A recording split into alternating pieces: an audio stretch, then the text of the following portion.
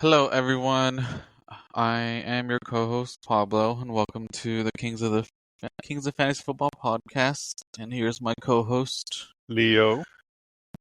So, on today's episode, we are gearing up for week one of the fantasy football season, which is next week. So today's episode, we are going to focus on some waiver wire targets in the event that you have some roster space or have someone on an IR spot. You have that extra slot that you can add, players to. But before we dive into that, we're gonna spend a little bit of time on the bombshell news that broke yesterday. Kind of talk about the fantasy impact. So, as you well know, Micah Parsons got traded to the Green Bay Packers. So, from a fantasy perspective, kind of let's talk about that. So, let's start with the Cowboys. For the Cowboys, offensively, if you have any of those position players, whether it's Dak, CeeDee Lamb, Pickens, maybe even the running back, um, I think it's going to have to be a high-powered offense. I know I've seen some experts talk about them, kind of being like the Bills. I mean, not the Bills, the Bengals last year, to where they may score 30 to 40 points, but they still may lose those games. Leo, do you kind of agree with that assessment? Yeah, no, for sure. With their defense has been proven in the past when Mika Parsons has been out of the lineup. Their defense has been like 180 degrees and pointing the other way in terms of being a quality defense. So that that alone is going to open up.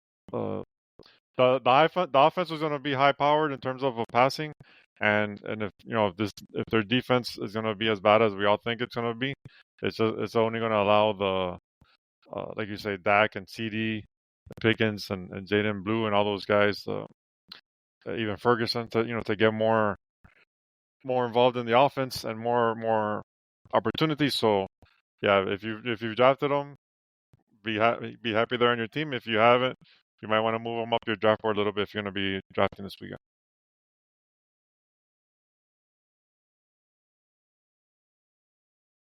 Now, the flip side, um, the Packers defense, who is gonna be one of the, I guess, waiver wire targets for me.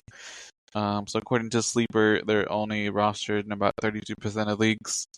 Now, I'm not saying it's gonna be like start of the whole year, but it could be a good streaming defense, considering they're in one of the tougher divisions of the NFL. They have the Vikings to contend with. They have the Lions.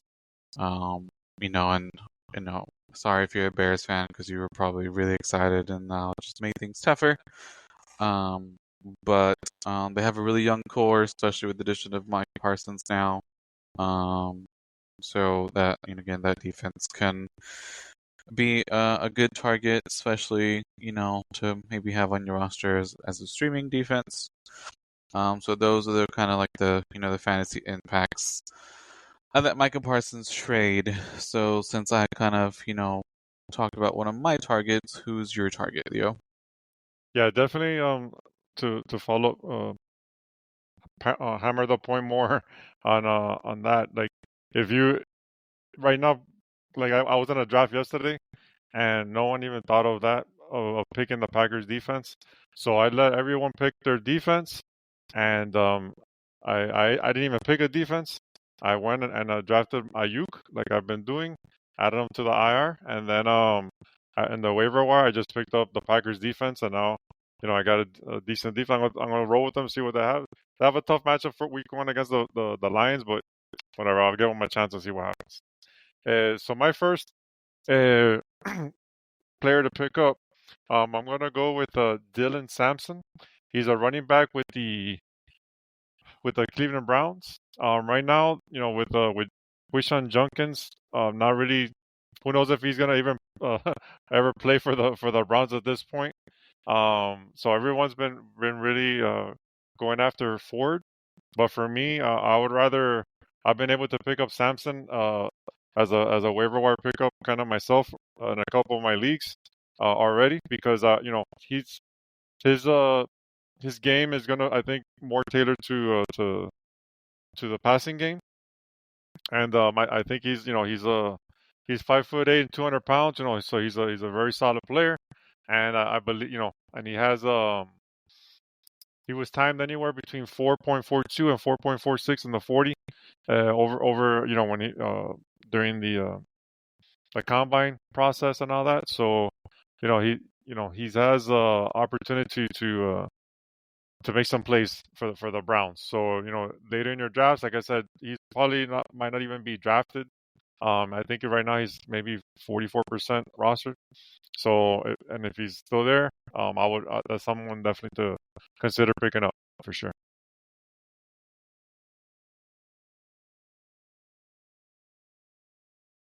Yeah, I feel bad for everyone that, might have been a high draft pick on, what is his name, Jenkins or Judcon. Um, Yeah, Christian don't Junkins. know, like you said, if he's gonna play. I heard that he may even go back to college. Yeah, so we'll see what happens there. Gonna be honest, I was not aware about Dylan Sampson, so That's what we're here um, for. someone Make people aware. to keep an eye on. I know from what I was reading right now when I was looking him up, he split the work with Ford. I think the last preseason game, so it could be like a 1A 1B. But if he has that speed, he may be able to break those long touchdowns, on screen passes, things like that. Now, the next guy that I'm going to talk about is another running back as well, another rookie, Ollie Gordon, for the Dolphins. He's 6'2", 225.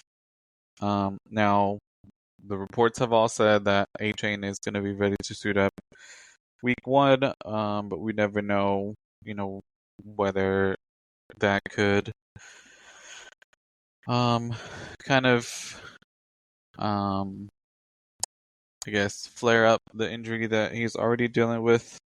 So it's kind of have, like an insurance plan. He's only rostered in 49% of leagues. So he may be able to contribute immediately in week one. Um, Especially since Jalen Wright is expected to miss a couple of weeks after getting surgery. So, depending on A Chain's health, and how it progresses, Gordon can essentially be prompted into that RB1 role, especially if A Chain misses any time. Now they have added some depth to their backfield as far as the practice squad is concerned. So it's something to monitor, but for now, um, Gordon Gordon is, gonna fill that void in the Dolphins offense. And again, he is rostered in only 49% of leagues. He was showing some flashes during the preseason. Um, uh, he had 8 carries for 43 yards in a preseason win over the Jaguars. Now, moving on to my next target. This running back, when he first started with the Texans, he was showing some, good flashes. Last year was not. The last few years hasn't been as productive, but especially with Nick Chubb being out at least minimum 4 games. Chubb coming off major injury, I think it's a good insurance to draft or to maybe pick up. Damian Pierce from the Houston Texans. He's only rostered in 17% of leagues according to Sleeper. Um, and again, especially with a new coordinator out here in Houston, from some other quotes of some offensive linemen, as this offense is going to look very different. I know Stroud has even gone on interviews saying that the coordinator's kind of given him some leeway as to being able to change the play at the line of scrimmage, which is what he was used to at Ohio State. With the coordinator.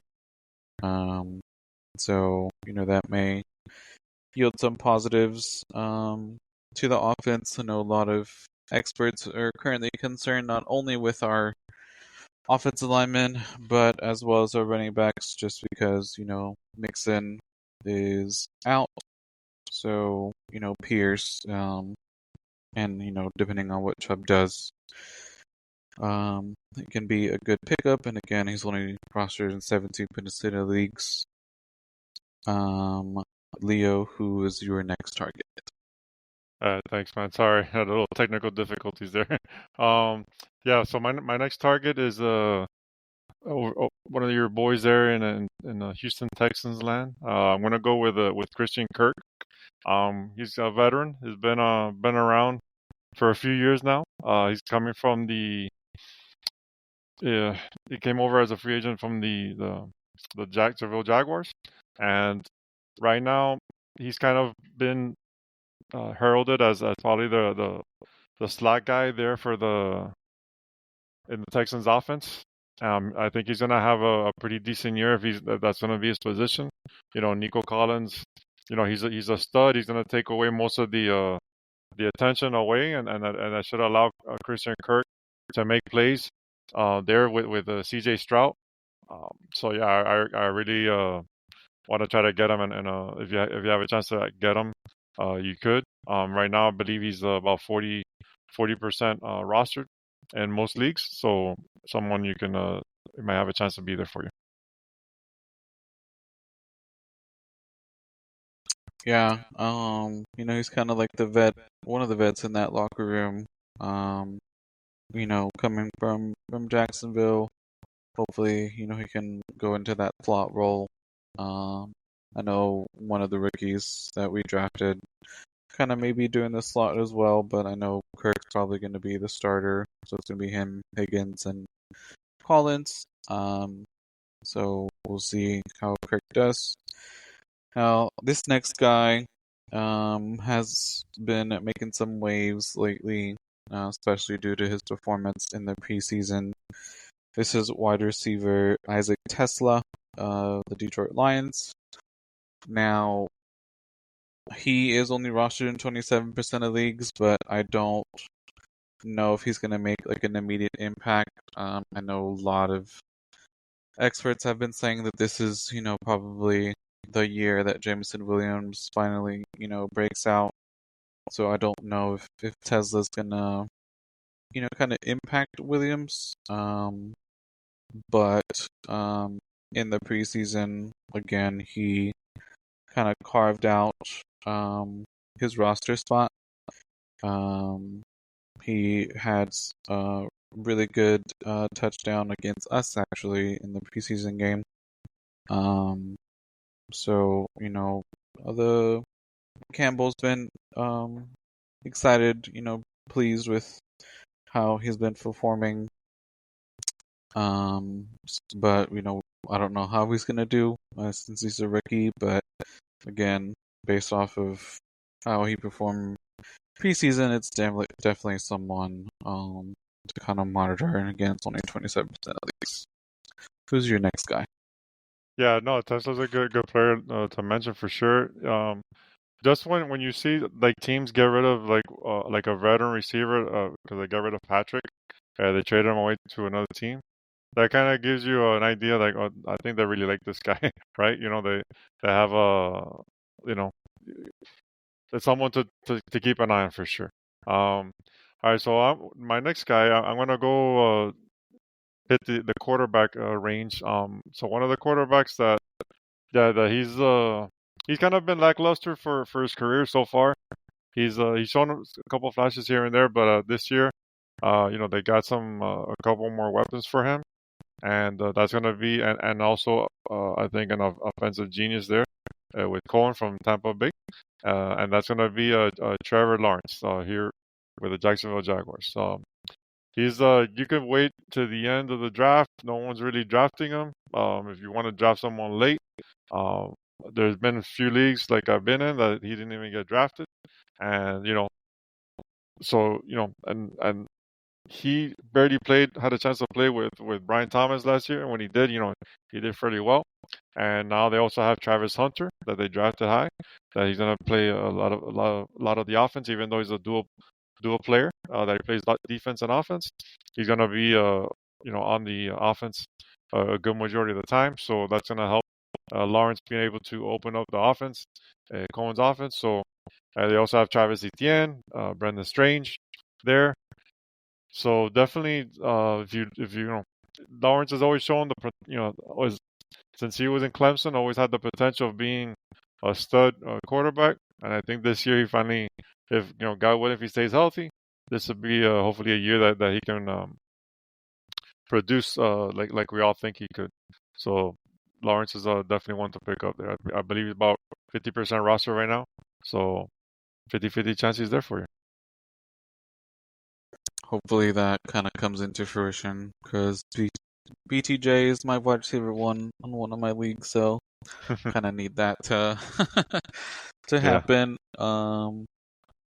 Now, next guy that I was going to talk about is someone who I'm not gonna lie, I kind of surprised as to the roster percentage that he's at right now. I mean, he's a little bit on the older side, but considering he came out of retirement to play for your home team, the Dolphins, Darren Waller is only 20% rostered. Had it been when he was playing, I doubt that it was anywhere near that. Um, so he's probably, trying to get back in the swing of things. Probably a little rusty. Um, he is 32 years old, soon to be 33, but who knows? He may hopefully have some good games like Jonnu did last year. So I know the tight end position can be very difficult if don't have one of those top tier tight ends. You may kind of be picking up tight ends every week. But especially in the Dolphins offense, we know how that coach is offensive minded. So this may be the resurgence of Darren Waller. Who's your next target? Yeah, no, Waller's definitely a good pick for sure. He's going undrafted for most of the leagues. Only like in deeper leagues he'll probably get drafted or tight end premium. So yeah, he should be there, and definitely opportunity to see if he can continue what Jonnu Smith did last year. My next guy is Jalen Coker. He's a wide receiver with the Carolina Panthers. Uh, last year he was a rookie. He started coming on towards the end. But what I really like about um, Coker's opportunity is that the Panthers recently traded away Adam Thielen back to Minnesota, which is their slot guy. So now Jalen Coker should have the opportunity to become the new slot guy for the Panthers. He started building great rapport with Bryce Young last year, and I think that should continue this year. He's not the fastest guy in the world, but he's quick, and he can. I think he has an opportunity. Like in deeper leagues, like if you need someone, uh, you know, when sometimes we're in these deep leagues that there's like no one available or whatever. So there's someone to look at, and he's right currently 60% rostered, and so yeah, if you need some wide receiver help, someone to look at in deeper leagues.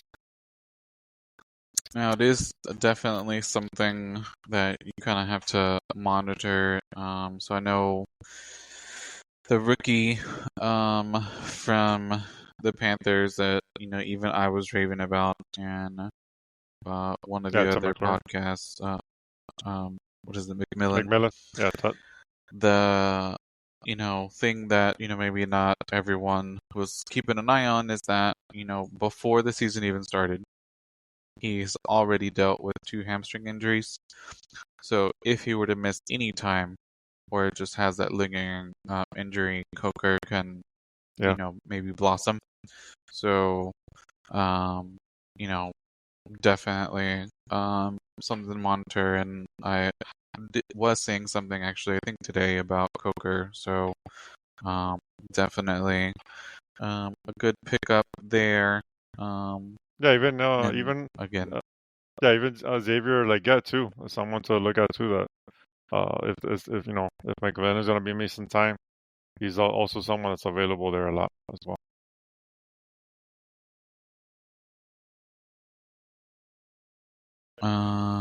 now my next guy,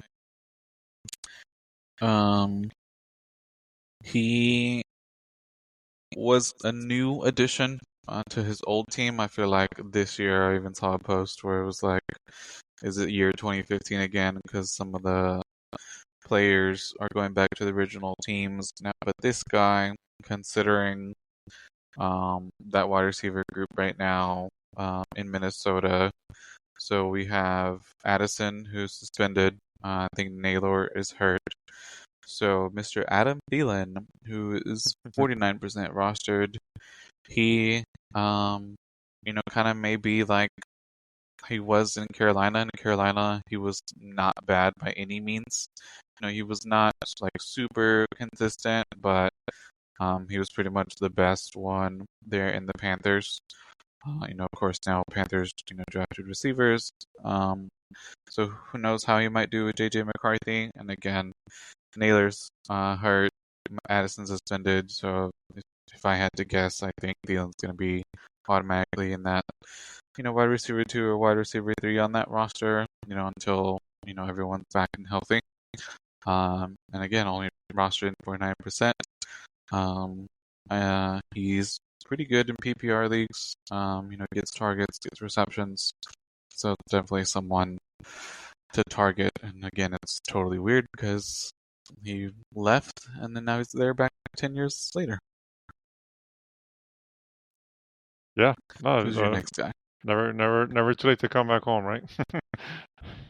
um, yeah, so I'm gonna go with my next guy is I'm gonna go with a tight end. He's he's always had potential, and I think to me he's just never had the quarterback to get him the ball. And I'm gonna go with Chig Okonkwo. Now that the Titans finally he's a tight end. He's currently only 24% rostered, so which is not bad at all. Like I said, he's more than likely available in your league. In most leagues. He has the like I said, the Titans drafted Cam Ward, which they finally have a very good quarterback, rookie quarterback that has potential. And there's not much other than Calvin Ridley in the receiving game. There's not much competition for targets in this offense. So he has been having great rapport with Ward already, and definitely has an opportunity to make some big plays. So if you wait on a tight end, there's someone to look at in your leagues there.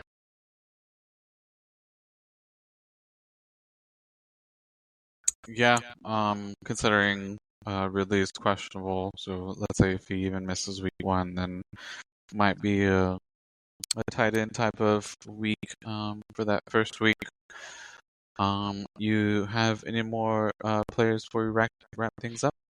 Yeah, I got a couple more guys, running backs that are deeper. We always want to get some running backs to stash or whatever. So one is uh, Kyle Manangai. He's a backup running back with the Bears. Right now, DeAndre Swift is the main guy, and Roshan Johnson is there, but Manangai is very good in pass protection, and if God forbid something happens to DeAndre Swift, I definitely think that he will Manangai will push Roshan for the majority of the touches there. Another running back to keep an eye on, and for the Cincinnati Bengals, Chase Brown. Second RB out there is Taj Brooks. He's another rookie running back. As we talked about a lot of rookies here, the running back class was loaded this year in the running backs. in this rookie year class. So definitely someone there to look at as well. And I think there was one more, right? Ollie Gordon. You mentioned him earlier, right? Yeah, I mentioned him. Awesome. Yeah, no, he's a must for sure. Above all these. Yeah, I know, I was mentioning that A-Chain is set to start, but if he misses any time, especially with I forgot his name, just had surgery, so Ollie Yeah, could Jalen definitely Wright. get some work.